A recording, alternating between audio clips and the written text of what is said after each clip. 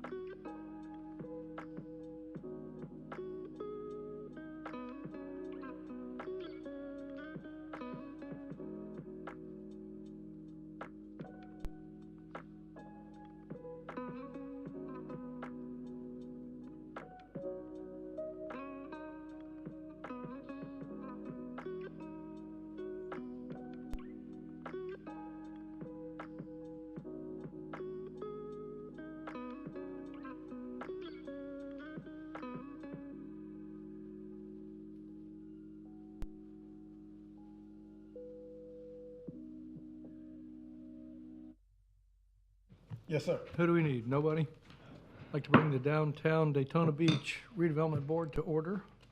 Would you call the roll, please? Tibor Banky, Present. Pete Son, Here. Cheryl Cook, Jake Nicely, John Campchin, Here. Kenneth Hunt. Here. Pledge of Allegiance.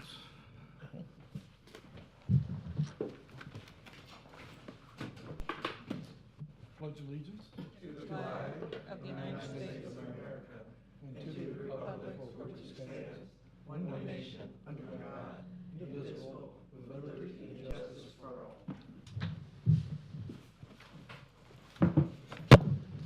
Approval of the minutes for May and August. Have you all had an opportunity to review them? And are there any changes or revisions? And if not, do I hear a motion to approve?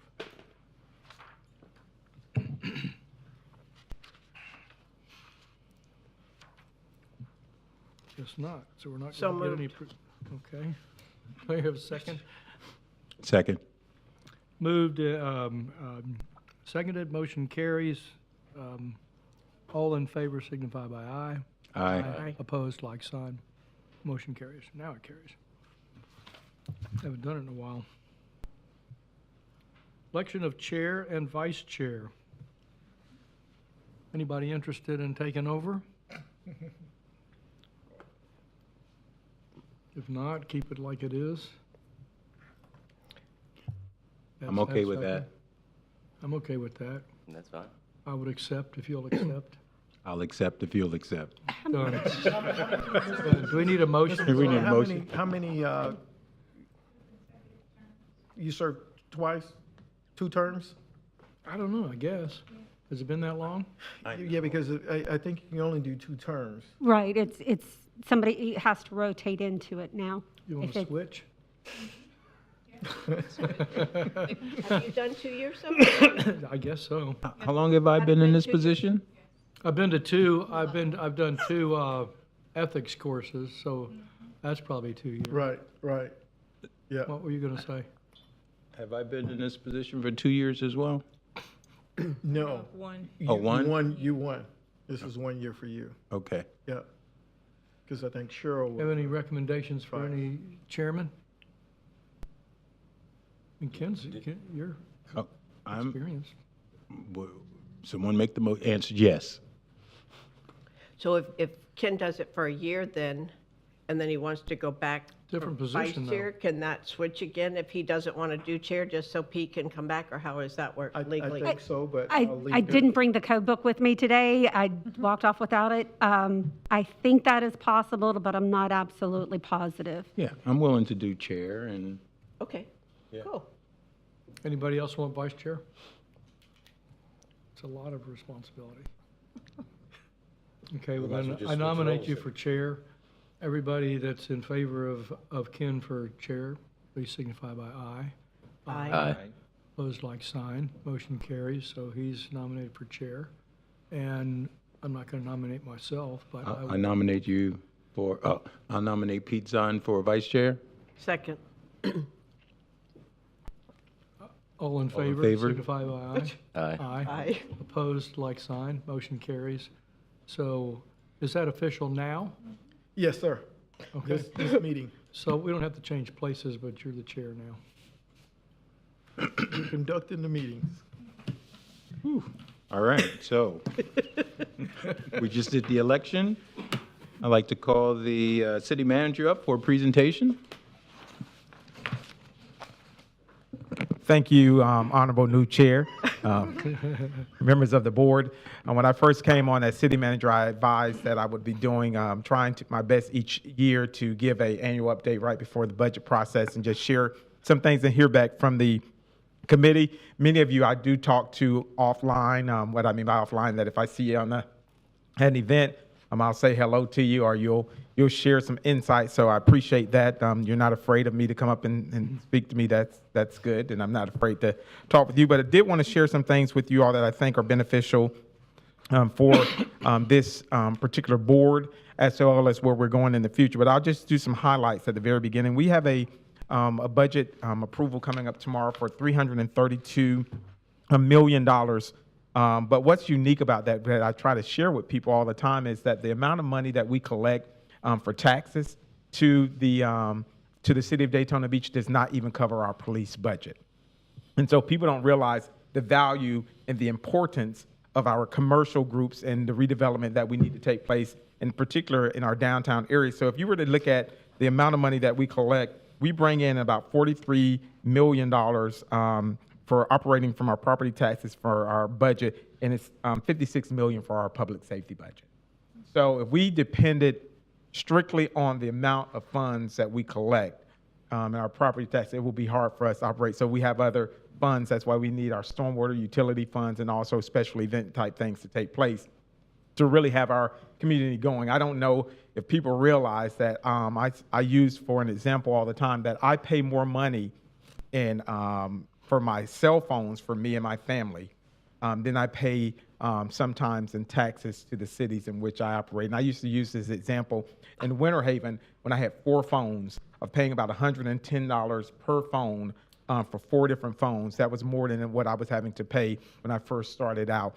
And so when you look at it, I want people to look at their tax bills of what they pay to the city of Daytona Beach proper, not the school board, not to the county, not to the mosquito districts, but what you pay to the city of Daytona Beach and the services you receive. You will be quite shocked amount of services that we receive as citizens for what we actually pay into. And so all of the free services that we provide, I think we are doing a very good job of offering our facilities, our recreation facility, our senior Oasis programs that we have that are free for the general public to come to. So I just wanted to share that our budget, hopefully it will get approved by our commissioners over the next 2 meetings. It will also include more money for transportation, infrastructure improvements, lighting, cameras, and activities in our community. Those are things that the mayor and our elected officials have really wanted to focus on for our community, is in putting more money into the transportation and infrastructure dollars, as well as safety and security. And many of those funds will also go down to the downtown area for improvements that are coming along. So I wanted to share that to you. We're doing a Parks and Rec master plan, and the reason I bring this up in this area is for the Orange Avenue Rec Center is a part of that whole discussion we've been going out after for funds. That's going to be a part of that whole review of not just going out for individual funds and trying to do simple things, but looking at the total packet of what we need to provide in our city of Daytona Beach for all of our facilities. We've had our planning solutions group, they looked at funds, but if we cannot identify exactly what we want to do with that property, we can't go after the funds. So we're bringing in experts that are going to look at not only that facility, but all of our parks and rec facilities to see what we need for the entire city of Daytona Beach, and then we can identify what funds we go after based off of the facilities. That would also include the Jackie Robinson Ballpark, because it's on this corridor. What's the best options when there's no baseball games? What else should we be using for that facility other than in baseball games? We've applied for some funds. We're submitting for some requests through the Transform 386. Ken Thomas and his team, as well as Andy Holmes and his team for public infrastructure, have been going after funds. And the key funds that are relative to the area of the downtown community is how do we assist businesses who are impacted with flooding. So in total, we're going out after approximately through the Transform 386 program. This is funds that came down from the county, in the federal government, over $300 million that are going to go to different cities. And so we've been looking at how do we tap into some of those funds. And we've looked at approximately about $12 million worth of funds that can help to acquire buildings in flood zones, but also rehabilitate flood-damaged commercial buildings in our downtown corridors as well. So we don't have the funds yet, but as those funds become available, we're going to be going after those funds. So many of you who own businesses in the downtown, we're hoping that that will help you all as well in what you do. It's a tough process. As I said to the other boards that I've spoken to, when we submit these final requests in, we may need you all to go with us to the county. We may need you all to write individual letters to our representatives to say, when 90% of our tourists for Volusia County are coming through the Daytona corridor, we need you all to support and invest in this corridor because there are businesses that were affected, and not only business, but residents that live in these core areas as well. So it's more money that we've requested that are not only for the downtown core, but they also go to the Midtown area as well in these flooding area zone, but developing multifamily housing units, acquiring and rebuilding single-family homes. One of the areas is the Daytona Pier that we're looking at. How do we get funds for that? It was damaged because we think we should be able to improve that. We have a design that staff has been working on. How do we improve our Daytona Pier? Also Main Street, connecting to B Street, going back down, also to Seabreeze and to Orange Avenue. These are corridors that we want to improve from a lighting, camera, safety, transportation element also. So that's there of one of the other items. And I've been meeting with different people from downtown, also with the DDA about safety and security, about the undesirables that may have been in the area that we're trying to deal with. We're going to be looking at different options that we can work with to improve the quality of the downtown core. Many of you are aware, and I know if I get off a line, our attorney here will stop me, but there was an injunction relative to our panhandling ordinance that we're going to work our way through, and since the potential for litigation to take place, I can't share too much about that. But beyond that injunction, we still want to make sure we can have the undesirables who are not wanting to be quality residents in our corridor in downtown. How do we deal with those individuals? So we're looking at not only some of our sidewalk cafes and things of that nature, but how do we get more security downtown and lighting and cameras in that area? One of the issues that, talking with some of the property owners, we've been contacted about partnering with the Esplanade and other different groups outside the Esplanade from a security standpoint. And Ken and I will be meeting either later this week or the first part of next week to look at how do we partner better.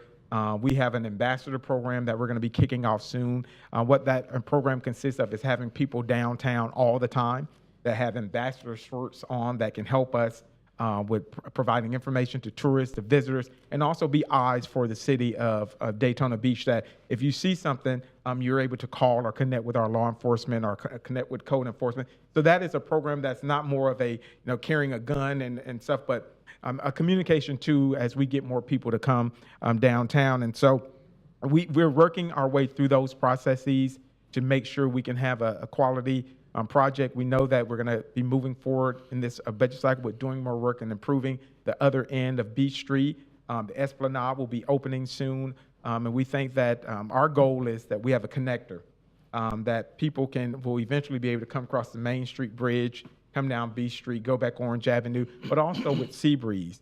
We're doing a lot of work in that area because we want to have a quality of life for all residents. I tell people all the time when they say we should shut down everything, I want us to be mindful.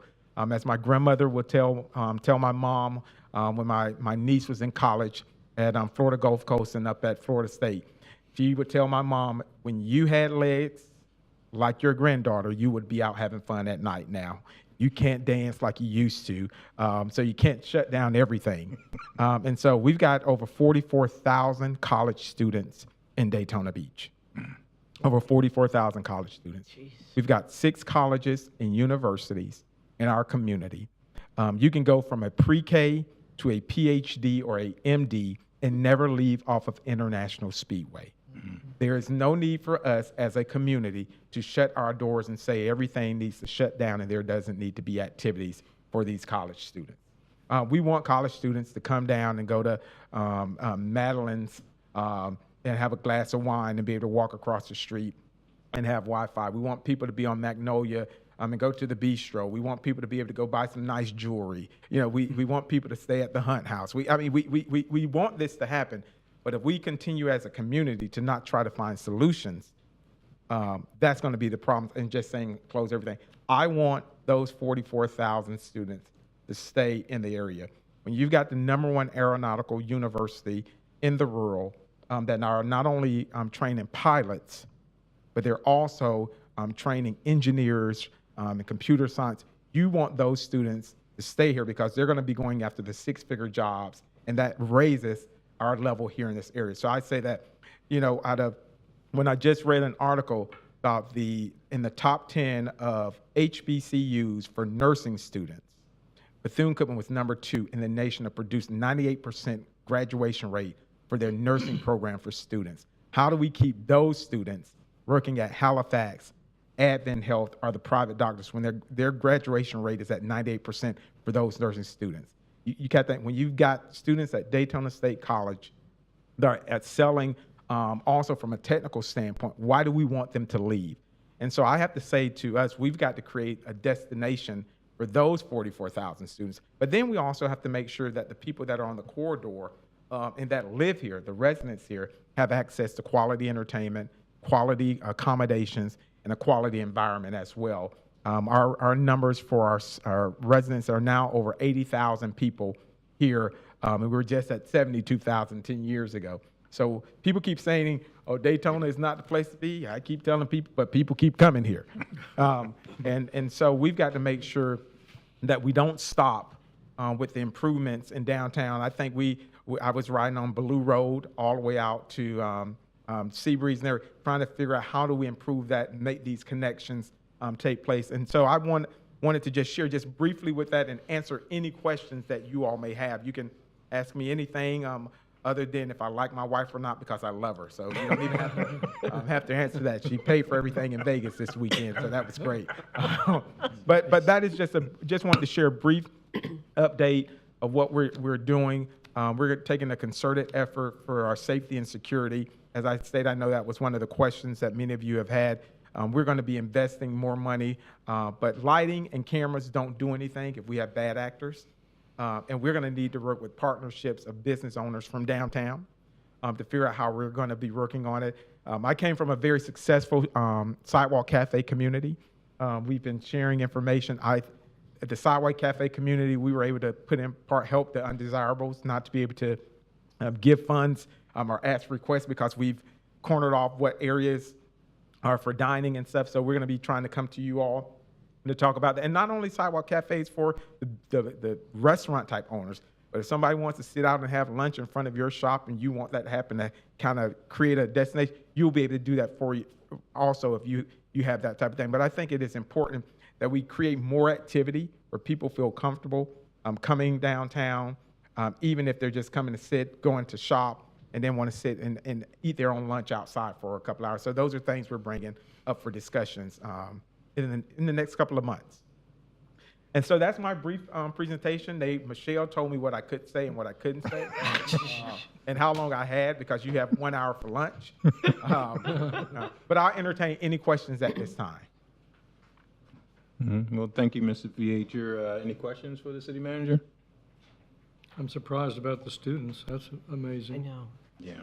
And when you say destination for the students, you mean to play and stay, or? Play and stay. Yeah, Okay. I have. When you think about it, we've got one of the largest insurance companies here, a great medical community, a tourist destination. I mean, we got 2 or 3 different Bethune-Cookman and Daytona State College, great tourism programs. How do we keep those students from going to the Ritz-Carlton in Sarasota, but stay here and work at the Hard Rocks and the Hiltons? How do we elevate what we have? But also getting the condos and hotels. We can't lose those type of students. We've got 48 medical students here from Florida State School of Residency program. How do we get them to stay at Halifax or Advent? How do I get the agricultural program from University of Florida not to just have IFAS in our community, but how do I get them to have a undergraduate or a graduate program that can be in this area? So I want people, that's what I'm trying to sell, that we are a college town, even if people don't realize that. We have more colleges in our community than some major areas. Can you imagine, like I said, going from a pre-K to a PhD, if we had another major university, like the University of Florida in our area, even if they're only offering some graduate programs? Students from Daytona State and Bethune-Cookman can go to graduate programs right on the campus of UCF, to take some courses and classes. That's what we need to be trying to figure out.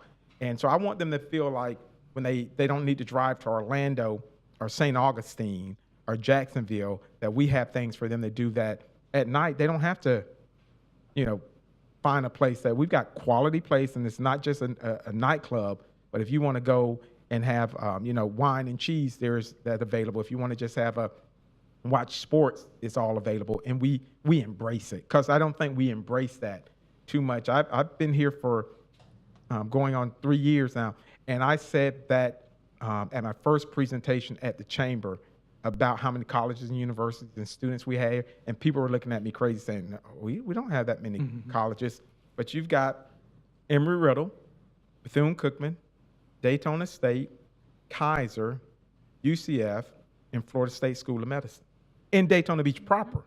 I'm not talking about in Volusia County, on International Speedway. The only school that's off International Speedway is Kaiser, but everything else is, so within 3 miles of each other, you got all of those universities on one street, and no one's selling that. But then you go beyond that and get the Palmers of the world, the Stetsons of the world, that just elevates us, that no one is telling, no one is saying that. I mean, there are so many opportunities for internships, and then I can add the ATC that Daytona State has on Williamson, the amount of technology type courses that are happening there, and no one's talking about that, and no one's saying to those students, why don't you stay? Why are you leaving?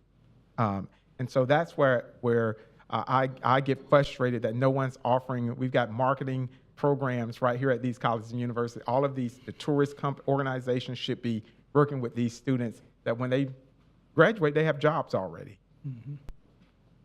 That's the key. And I think we'll add Jeff Brown, who I brought in from economic development. He is, I keep telling him, if he doesn't get me a grocery store downtown, he's going to have problems. I lived downtown for a while in previous areas that I've come from, but I think that will be some synergy. But more people walking downtown and living downtown will eventually help us. I saw a small Target with a grocery store and very small clothes, I think, could work, or we used to have a Publix Picks in Polk County, which was a very small public store that you could go in and get specialty meat, bread, milk, stuff. These are things that I would go straight to on my way home. And if I could get one downtown, I probably would move downtown, because it will make it easy for me to support that local and be able to go right to my home. And I would eat more at places downtown. I don't have a question, but I've been involved a long time, working downtown, 43 years, finally in June, and I have seen so much go on, and I have never seen the enthusiasm that you have given since you have been to the city, from past city managers, from past other staff. It's such a delight, and it's so exciting. It's like, how many more years do I want to stay on these boards and do this other stuff? And I'm like, but there's so much change happening, and I commend you for coming in. And I knew it when I was interviewing you originally with the original ones. I thought, this is the guy we have to have, and just thank you for doing so much already. Appreciate it. So. All right. Thank you. Thank you very much. Looking forward to pleasure. seeing you all, hopefully not in a year, but giving an update on what we've done in reference to some of our security and cameras and activities in the next couple of months. All right. Great. Thank you. Thank you. Next up is police report. Captain Niccolo, but He's not here today. do we have a representative from the? Okay. All right. He's just our security. Yeah. He's making sure we're safe. I got it. All right. Well, you're doing a fine job. Staff report? Nothing today. Oh, great. Okay. Public comments? Sorry, Chairman. He's replacing John. Good afternoon. Javier Benavente, 614 South Beach Street. A couple of things that the city manager really resonated. One, the involvement of the community in helping make downtown Daytona a really desirable place to live, work, and play. And one of the things I just wanted to shout out, because he said it, is it not only involves the businesses, but the people who live there. I've been working with the Halifax Harbor Marina folks to get them to realize that they have to take responsibility for all the property that they're responsible for. There was 2 benches right in front of the holding pond on Beach Street that there was a lot of folks who were spending the night and stuff. No longer, okay? And it's not only at night, it's really made a change during the day, and more folks are walking and things of that nature. The other thing he mentioned, of course, was the need for shopping, a grocery store downtown, which is really why I'm here, okay? I'm here about the Boatworks Village that has been proposed. It's in front of staff. You probably haven't seen it yet, but the idea is, if you all are familiar with the large residential plot at the corner of South Street and South Beach Street, across from the Boatworks, it's about a 3-acre residential plot. Very beautiful piece of land. They want to put a boat storage facility there, which is on the wrong side of the river. I mean, of the Beach Street, not on the riverside. But for a lot of reasons, which I don't want to go into here, there'll be time for that, I don't think it's a good idea. And I think it ultimately will fail. For reasons I don't know, the owner, who also has residential zone property across the street, adjacent to his basin, tried to put it there and withdrew the application. Don't know why. Clearly, it's a beautiful facility. Downtown could use it. Great investment. I'm not here to say no to the boat facility. I'm here, how do we make it happen in the right spot? And I really believe it's an opportunity that I'm hoping I can find somebody in the city to take a lead role on, which is a land swap. This fellow at Boatworks is basin locked. He wants to invest. He wants to grow his business, but he doesn't have appropriate property. The city has it. The basin, 355, 400 basin area, where right now you're just tearing down boats. That's the area I'm talking about. It's perfect for a boat storage facility. Give them 3.5 acres there. Take ownership of that residential plot. Imagine what we could do with that residential land if we own that. I've talked to residents down there. One of the things that they fear is what would be worse than a boathouse. 30-story condominium or something. If the city owned it, now they have more effort, more leverage to influence the development, height, density. But we need more people because of just what the city manager says. Livable, workable, playable. To give up that piece of property would be a shame. Never mind all the other reasons why it shouldn't go there, which there's a lot. It's just the opportunity. So somebody, I hope, on the city. I've talked to a commissioner. I've talked to the planning folks. Maybe people are thinking about it, but, it'd be a really nice idea if you think, and I think it's simple. Simple land swap. City gets the investment.